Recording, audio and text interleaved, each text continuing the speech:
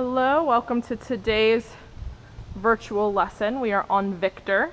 We're going to continue talking about jumping a little bit, but today we just have poles around the arena because I want to talk about what a jump course would look like. So we talked about jumping, like a single jump, what that looks like, talked a little bit about cavalettis, different areas that jumping's used, but ultimately you're not just going to jump one jump. You want to be able to jump multiple jumps. What we're going to look at today is as if we were going to be doing stadium jumping. So we're in an arena, and you can see that we have different poles set up around the arena. Okay.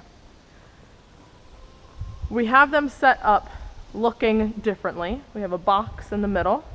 Right here we have two poles right next to each other. We'll get close so you can see that. Two poles next to each other.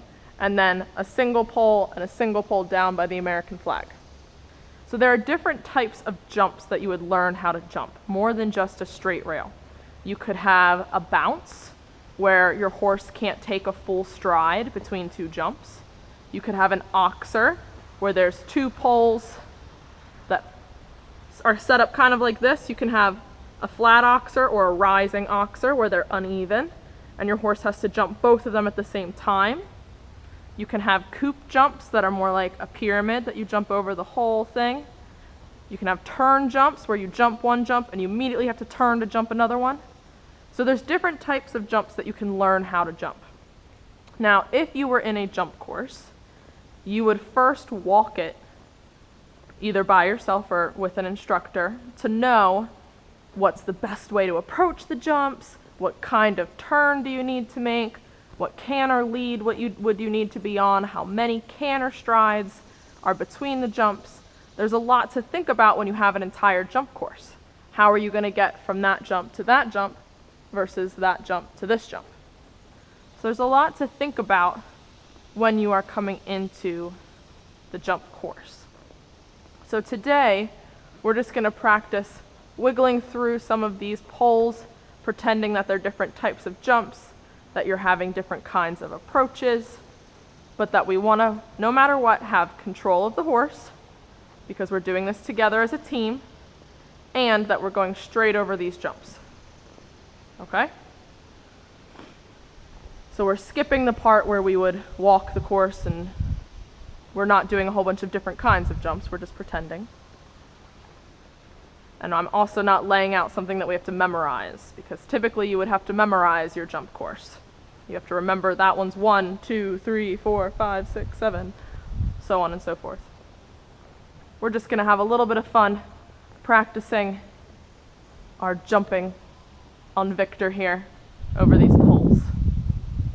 We're not going to be cantering them, but cantering poles is an activity that you do with your horse every now and then. We're just going to practice trotting over them and our 2-point. So we're going to warm up with a little bit of 2-point down the long side real quick, since we just had a break practicing listening and learning. So we're going to go up into 2-point now. You've got your toes free to come off the ground. Your knees aren't pinching. Your hips are pressing back. Your belly button is pulling towards your spine so you don't have an arch in your low back. You're keeping your hands up and your hands and elbows forward. You're not laying all the way forward. You're still able to look up with ease and keep your shoulders out of your ears. And we'll sit back down. We'll rock our hips. We're going to get Victor into a working walk before we ask for the trot over here at K. That way he's warmed up to go over all these poles, because he can sometimes get excited, so we want him focused first. All right, we're going to get our reins so we have a contact. We're going to ask for the posting trot. Posting trot, not canter, Victor. So first we make sure that we're on the correct diagonal, that we're balanced. We're going to go to the letter M, and then we're going to cut the diagonal and go over these two poles. So we're going to pretend that these are a bounce. So you're going to do 2-point, sit back down, back up and 2-point. Ready? Up, down, up.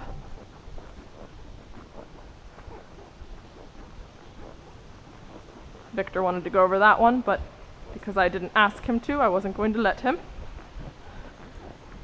He wants to have fun, but first he's got to listen. We're going to head down towards the American flag. We'll go over that single down there. Again, we're making sure that we're on the correct diagonal. We're going forward with the outside shoulder. And you're always looking over your jump. You're always looking where you want to go. And 2 point and posting. So you heard his back hoof hit that one, but you never look back. Can you think why? We're going to do a turn jump here. 2 point, and then we're turning as soon as we land, posting over this oxer. 2 point, making sure we're on the correct diagonal. As we come around, we're going to go over our last bounce, or our double. We can pretend it's a double, so it's 2 jumps, but your horse is able to take a stride in between. That's the difference between a bounce and a double with 1 stride. So we're turning in, we're going to straighten out as we approach.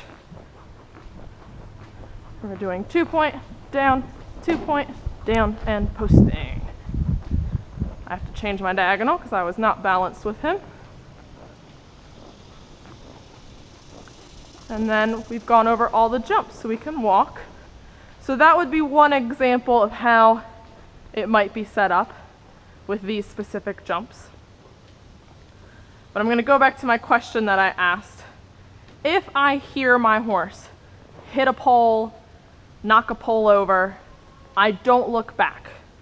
Why don't I look back? I don't look back because I don't want my horse to think that we're turning around and going in that direction. Hopefully, if you're jumping a horse, you have a good relationship with them. They're very good at listening to your subtle, natural aids, which is mostly your body. And if you look somewhere, the horse should follow. So notice Victor, I'm not pulling on the reins. My hands are right in the middle, but I'm looking over here, so he's turning over here. They should be very good at listening to your subtle cues. So if you went over a jump and you turn around, that's not you moving forward. That's not you being prepared for the next jump. That's you getting distracted by the past. And we're not looking at the past when we're on horses. We're looking towards the next thing that we're doing together as a team. We don't want to get disappointed in ourselves going over a jump and knocking it. We want to be prepared to do the next thing to the best of our ability. So we don't look back. Keep our eyes forward. Alrighty, you guys can move on to the next segment. Hope you enjoyed our mini jump course practice.